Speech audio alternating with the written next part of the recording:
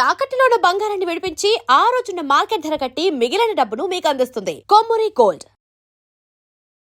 నమస్కారం. మనం August month రాశి ఫలాల గురించి మాట్లాడుకుంటున్నాం. ఇందులో ఒక్కొక్క రాశి కంటే 12 రాశుల వారికి ఈ ఆగస్టు మంత్లో ఎలా ఉంది ఏంటి అని తెలుసుకోబోయే ముందుగా ఈ ఆగస్టు మంత్ యొక్క విశిష్టత, అందులో ఉన్న పండగలు, పర్వదినాలు, విశేషాలు ఏంటో తెలుసుకున్నాము. ఇందులో చూసుకుంటే ఈ ఆగస్టు మంత్ సంకటహర చతుర్థి నుంచి స్టార్ట్ అయ్యి మరలా సంకష్టహర చతుర్థితో ఈ మంత్ అంతా అయిపోతుందని మనం చెప్పుకోవాలి. ఇందులో ఇంకా మనకి ముఖ్యమైన పండుగలు ఏమున్నాయంటే, ఫస్ట్ వచ్చేటప్పటికి మనకి సికింద్రాబాద్ బోనాలు, హైదరాబాద్ బోనాలు, వీటితో పాటుగా గురుమౌఢ్యమి త్యాగం అంటారు. అంటే ఇప్పటిదాకా మనకు గురుమౌఢ్యమి నడిచిందండి. ఎప్పుడైతే 12వ తారీఖు తర్వాత మౌఢ్యమి వెళ్ళిపోతుంది, అక్కడి నుంచి శుభకార్యాలు చేసుకోవచ్చు అని మనం చెప్తూ ఉంటారు. వీటితో పాటుగా మనకి నాగ పంచమి అని చాలామంది ఎక్కువగా చేస్తూ ఉంటారు. ఎవరైతే కాలసర్ప దోషాలు, నాగ అన్న పేరు పెట్టుకున్న, మానస అన్న పేర్లు పెట్టుకున్న వాళ్ళంతా కూడాను ఈ యొక్క పిల్లలు కావాలనుకునే వాళ్ళు ముఖ్యంగా చాలా ఇంపార్టెంట్. నాగ పంచమి అందరూ సెలబ్రేట్ చేసుకోవాలి. ఆ తర్వాత మనకు వచ్చేది వరమహాలక్ష్మి వ్రతం మనం చేసుకుంటాం. అందరం చాలా కళ్ళ పండగ శోభాయమానంగా. అది 21వ తారీఖు ఉంటుంది. తర్వాత మనకి జంధ్యాల పౌర్ణమి, దీనిని రాఖీ పౌర్ణమి లేదంటే గాయత్రి మాత పుట్టినరోజు అని మనం సెలబ్రేట్ చేసుకుంటూ ఉంటాం అనమాట. ఈ ప్రకారంగా అనేక రకమైన శుభకార్యాలు, తర్వాత శ్రావణ మాసం కూడా మనకు స్టార్ట్ అవుతుంది. ఇవన్నీ ఉన్నాయి కాబట్టి ఎన్నో పండగలు, విశేషాలు, పర్వదినాలు కలిగిన ఈ యొక్క ఆగస్టు మంత్లో అందరికీ అష్టైశ్వర్యాలు కలగాలని, భోగభాగ్యాలు కలగాలని, చక్కగా ఉండాలని చెప్పేసి కోరుకుంటూ ఒక్కొక్క రాశి వాళ్ళకి ఎలా ఉందో మనం చూద్దాం. ఇందులో మనకి జ్యోతిష శాస్త్రం ప్రకారం కనుక గమనించుకుంటే ఈ ఆగస్టు మంత్లో ఇందాక చెప్పుకున్న విశేషాలతో పాటుగా 4 గ్రహాలు కూడా మారుతూ ఉన్నాయండి. ఈ గ్రహాలు మారే గ్రహాలు చూసుకుంటే ఫస్ట్ శుక్రుడు ఆగస్టు 1నే మారుతూ ఉన్నారు. సెకండ్న కుజుడు మారుతూ ఉన్నాడు. బుధుడు 5వ తారీఖు మారుతూ ఉన్నారు. సూర్యుడు వచ్చేటప్పటికి 17వ తారీఖు మారుతూ ఉన్నారన్నమాట.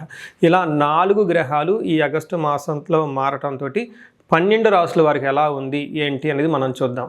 ఆగస్టు మంత్లో కుంభరాశి వారికి గమనించుకుంటే వీళ్ళకి 50-50గా ఉంది. సాదాగా నార్మల్గా ఉంది. కొన్ని చోట్ల చాలా చక్కగా ఉంది, కొన్ని చోట్ల ఛాలెంజింగ్ కూడా ఉంది అని మనం గమనించుకోవాలి.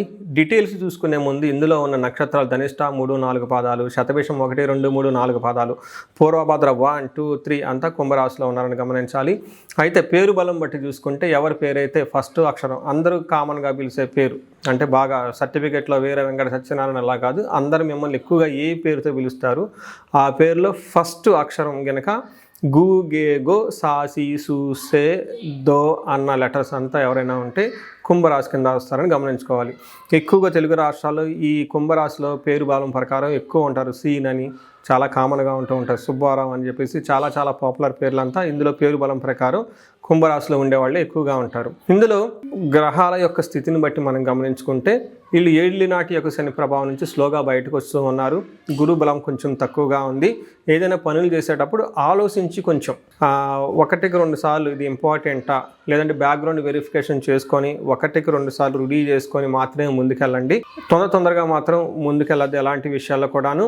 అలా అని ఆగమని కూడా నేను చెప్పడం లేదు. ఇది ప్రోగ్రెసివ్ ట్రాక్, అంటే డే బై డే మీకు అభివృద్ధి ఉంటుంది, గ్రోత్ ఉంటుందని గమనించుకోవాలి. ఇంకొకటి ఈ రాశి వాళ్ళకి లఘు గోచారం, సూక్ష్మ గోచారం ప్రకారం చూస్తే 4 సంస్కృతంలో ఉన్న మాటల ద్వారా హోల్ మంత్ ఎలా ఉందో మనం చూడవచ్చు. ఇందులో యాత్ర అని చెప్తారు. అంటే ఏంటి? తీర్థయాత్రలు చేసే అవకాశం ఎక్కువగా ఉంటుంది. అర్ధనాశనం, ధనాన్ని కోల్పోయే అవకాశం ఎక్కువగా ఉంటుంది. ఓవరాల్గా ఈ మంత్ అంతా విజయప్రదంగా ఉంటుంది. సంపదలు బాగా ఉంటాయని గమనించుకోవాలి. సో ఇది చూశారు కదండి. కొంచెం సూర్యుడు వల్ల ఇబ్బందులు పడుతున్నాయి కాబట్టి మిగతా నార్మల్గా సపోర్టివ్గా ఉన్నాయని గమనించుకోవచ్చు. ఇందులో డీటెయిల్స్ చూసుకుంటే సూర్యుడు 7వ స్థానంలో ఉండటంతో సామంత జన విద్వేష దారాపీడ సుధామయం ఉత్సాహ భంగకారిణి గోచారస్తే సప్తమగే రవి అంటారు. ఇది సంస్కృతంలో పురాతనమైన గ్రంథాల్లో వివరించడం జరిగింది. దీని మీనింగ్ ఏంటంటే, మీ కింద పనిచేసే వాళ్ళు, మీ సబార్డినేట్స్ లేకుంటే మెయిడ్స్, వీళ్ళు మిమ్మల్ని విపరీతంగా ద్వేషించే అవకాశం ఉంటుంది.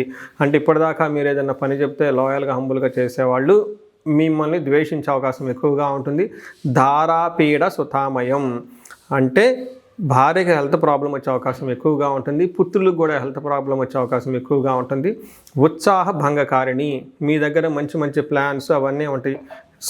ఎఫెక్ట్గా చేద్దాం అనుకునేటప్పుడు మీ కింద ఉన్నవాళ్ళు మీకు సరిగ్గా సపోర్ట్ ఇవ్వకపోవడంతో ఇబ్బందులు పడిపోయే అవకాశం ఎక్కువగా ఉంటుంది. అయితే కుజుడు అగైన్ 5వ స్థానంలో ఉండటంతో ఇది కొంచెం మంచి పొజిషన్ కాదు. ఈ కుజుడు 5వ స్థానంలో ఉంటే మనకి వ్యసనాలకు ఎక్కువగా లోనవుతారు. తర్వాత ఎడిక్షన్స్ ఎక్కువగా ఉంటుంది, అనవసరం వాటికి టైం ఎక్కువ స్పెండ్ చేస్తారు, ధనం ఎక్కువ స్పెండ్ చేస్తారు, పనికిరాని వాళ్ళతో పరిచయాలు అయ్యే అవకాశం ఎక్కువగా ఉంటుంది. అయ్యో ఇదంతా పోయిందని మళ్ళీ తర్వాత బాధపడే పరిస్థితులు ఎక్కువ ఉంటాయని గమనించాలి. మనకు సంస్కృతంలో దేహజాడ్యం చ సంతాపకాలతిక్రమణ భోజనం దురితం కర్మలాభచ్చ భౌమే పంచమే సంయుతే అని చెప్తారు. అంటే ఈ టైంలో శారీరకంగా లేజీగా ఉంటారని తెలుసుకోవాలి. సంతాపం అంటే బాడీ అంతా హీట్ అవుతుంది. కాలతిక్రమణ భోజనం టయానికి భోజనం చేయకుండా ఉండటము. దురితం కర్మలాభచ్చ ఏదైనా పని చేస్తే అందులో సరైన రిజల్ట్ ఉండదు అని మనకు చెప్తూ ఉంటారు. ఇది అంతేకాకుండా ఓవర్ ఎక్స్పెండిచర్, మీకు ముందుగా చెప్పుకున్న విధంగా ఎంతవరకు ఉంటే బాగుంటుంది అంతవరకు బాగుంటుంది, కానీ మీరు లిమిట్స్ దాటి వెళ్ళిపోయేసి ఖర్చు పెట్టడం, ఫ్రెండ్షిప్ చేయటం, తిరగటం ఇవన్నీ చేసే అవకాశం ఎక్కువగా ఉంటుంది. ట్రావెల్ చేసేటప్పుడు జాగ్రత్తగా ఉండాలి. షార్ప్ అయిన పోదులు లాంటి కత్తులు లాంటి గుచ్చుకొని బ్లడ్ వచ్చే అవకాశం ఎక్కువగా ఉంటుంది. అయితే బుధుడు మంచి సపోర్ట్ ఇస్తున్నారు ఈ రాశి వాళ్ళకి. ముందుగా చెప్పుకున్న ప్రకారంగా బుధుడు 6వ స్థానంలో ఉండటం వల్ల ఓవరాల్గా మీకు విజయప్రదంగా ఉంటుంది. అటు ధనం రావాల్సిన విషయంలో కానివ్వండి, శత్రువుల విషయంలో కానివ్వండి, హెల్త్ విషయంలో కూడా చాలా చక్కగా ఉంటుందని గమనించాలి. అయితే ఈ రాశి వారికి శుక్రుడు 8th హౌస్లో ఉండి చక్కగా మంచి సపోర్ట్ ఇస్తున్నారు. వీళ్ళకి శుక్రుడు 8th హౌస్లో ఉండటం వల్ల దుఃఖనాశ మహాసౌఖ్యం బంధుమిత్ర సమాగమ రాజదర్శనం అర్ధప్రాప్తి రాష్ట్రమే బురుగునందనే అని మనకు సంస్కృతం ఒక బ్యూటిఫుల్ శ్లోకం ఉంటుంది. దాని మీనింగ్ చాలా బాగుంటుంది. దుఃఖనాశ, ఇప్పటిదాకా మీరు ఏదైనా గనక విషయంలో బాధపడుతుంటే ఆ దుఃఖం అనేది పోతుంటుంది. మహాసౌఖ్యం, చాలా లగ్జరీ కంఫర్టబుల్గా ఉంటుంది. బంధుమిత్ర సమాగమ, బంధువులతోటి మిత్రులతోటి చక్కగా ఒక ఇష్టాగోష్ఠి లాగా చేసుకునే అవకాశం ఎక్కువగా ఉంటుంది. రాజదర్శనం, సీనియర్ అఫీషియల్స్ని, ఫైన్ ఆఫీషియల్స్ని, గొప్ప గొప్ప వ్యక్తులను కలిసే అవకాశం ఎక్కువగా ఉంటుంది. మీకు పలుకుబడిగా కలిగిన వ్యక్తులు అంటారు కదండి, అలాంటి వాళ్ళతో కలిసి ఎక్కువగా మీ యొక్క కావాల్సిన పనులని వాళ్ళ ద్వారా అయ్యే విధంగా చాలా అవకాశం ఎక్కువగా ఉంటుంది. ధనం విషయం కూడా చాలా చక్కగా ఉంటుందని గమనించాలి.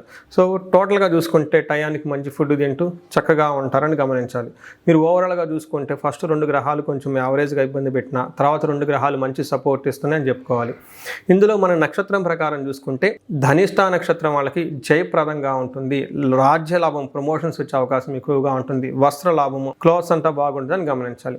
అయితే ఇందులో ఈ నక్షత్రం వాళ్ళకి ఫైనాన్షియల్గా ఇబ్బంది ఉండే అవకాశం చాలా ఎక్కువ ఉంటుంది. శతభిషం నక్షత్రం వాళ్ళకి ధనప్రాప్తి బాగుంటుంది, జయప్రదంగా ఉంటారు, రాజ్యలాభం బాగుంటుంది. హెల్త్ బంధనము, కొంచెం వీళ్ళు కన్ఫ్యూజన్లో ఉంటారు. వీళ్ళకి కొన్నిసార్లు క్లారిటీ రావాలి. యూఎస్లో ఉంటే బాగుంటుందా, ఇండియాలో ఉంటే బాగుంటుందా, బిజినెస్ చేస్తే బాగుంటుందా, జాబ్ చేస్తే బాగుంటుందా, అసలు పెళ్ళి ఎప్పుడు అవుతుంది, ఇలా ఏదైనా ఒక విషయం మిమ్మల్ని కన్ఫ్యూజన్ కనుక గురి చేస్తే ఒక్కసారి జాతక చక్రం చూపించుకుంటే చాలా చాలా మంచిది. అనవసరంగా పోయేసి మనం డబ్బులు ఖర్చు పెట్టి వేస్ట్ పనులు చేసేదానికంటే సరైన డెసిషన్ తీసుకునే ముందు ఒక్కసారి ప్రాపర్గా హారోస్కోప్ చెక్ చేసుకొని మీ జాతకం ప్రకారం ఏది బాగుందో తెలుసుకోవటం చాలా ఇంపార్టెంట్. పూర్వభాద్ర నక్షత్రం వాళ్ళకి ధనప్రాప్తి బాగుంది, బంధించబడినట్లు ఉంటారు, హెల్త్ బాగుండదు, కొంచెం కలహం, గొడవలు అయ్యే అవకాశం కూడా ఎక్కువగా ఉంది. ఓవరాల్గా చూసుకుంటే పూర్వభాద్ర నక్షత్రం వాళ్ళకి కొంచెం జాగ్రత్తగా ఉండటం ఎంతైనా అవసరం. మిగతా నక్షత్రం వాళ్ళకి అయితే బాగుంది. సో ఈ రాశి వాళ్ళకి మీరు గమనించారు కదండి. వీళ్ళకి పరిహారాలు చూసుకుంటే సెల్ఫ్ రెమెడీస్ మీరు చేసుకోగలిగిన పరిహారాలు, ఒక్కసారి రుద్రాభిషేకం చేయించుకుంటే చాలా బాగుంటుంది. మహాన్యాసపూర్వక ఏకాదశ రుద్రాభిషేకం అంటారు. ఆ రుద్రాభిషేకం చేయించుకుంటే చాలా చక్కగా ఉంటుంది. అంతేకాకుండా మంగళవారం రోజున ఆంజనేయ స్వామికి వడమాల వేసినా కానీ, ఆకు పూజ చేసినా కానీ బాగా కలిసి వచ్చే అవకాశం ఉంటుంది. ఇవి కాకుండా సుబ్రహ్మణ్యేశ్వర స్వామి ఆరాధన, ఎక్కడైనా కనుక మీకు జంట నాగులు లేదంటే నాగుల కట్ట మీకు తెలిసే ఉంటుంది. అక్కడ చక్కగా ఆ నాగులకి మీ స్వహస్తాలతో అభిషేకం చేసి పూజ చేసినా కానీ నెగిటివ్ ఎనర్జీ అంతా పోయి బాగా సపోర్టివ్గా ఉంటుంది. కుజుడికి కూడా సంపూర్ణ శాంతి పూజలు చేయించుకుంటే చాలా బాగుంటుంది. సో ఇవి కాకుండా ఎక్కడైనా మీకు ఇండివిజువల్గా ఏదైనా స్పెసిఫిక్గా ప్రాబ్లం ఉంటే ఈ స్క్రీన్ మీద కనిపిస్తున్న నెంబర్ ద్వారా మీరు నన్ను కనెక్ట్ అవ్వచ్చు. సో చూశారు కదండి, ఈ రాశి వాళ్ళు ఇప్పటివరకు ఎలా ఉందో గమనించారు. అయితే ఇప్పటిదాకా నేను చెప్పుకున్న దాన్ని గోచార ఫలితాలు అంటారు. ఇది మీకు ఒక 30 to 35, 40% మాత్రమే అప్లై అవుతుంది.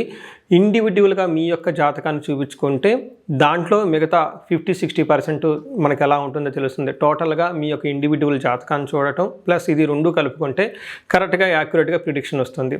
సో ఎవరికైనా కనుక మీకు ఏదైనా కనుక ఇప్పటిదాకా చెప్పుకున్న దానికి మనకి డిఫరెంట్గా ఉంది, ప్రాబ్లంగా ఉంది, ఇబ్బందులు పడుతున్నామని అనుకుంటే ఒక్కసారి ఇండివిజువల్గా జాతకం చూపించుకోండి.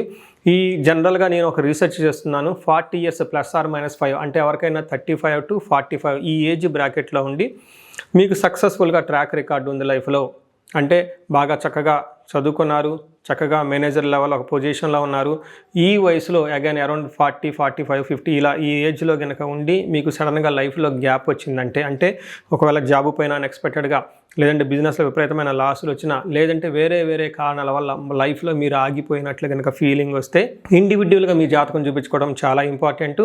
ఈ వయసులో జనరల్గా శాపాలు అని ఉంటాయి, మాతృశాపం, పితృశాపం, గురుశాపం, సర్పశాపం, ఇలా ఏమైనా శాపాలు యాక్టివేట్ అయి ఉన్నాయా అవేంటో తెలుసుకొని వాటికి సంబంధించిన పరిహారాలు చేసుకోవాలి. అంతేకాకుండా మీకు ఇండివిజువల్గా నడుస్తున్న దశాభుక్తి అని ఉంటుంది, ఈ దశాభుక్తి యొక్క గ్రహాలు, అవి గ్రహ దోషాలు ఏమైనా ఉన్నాయో తెలుసుకోవడం కూడా చాలా ఇంపార్టెంట్.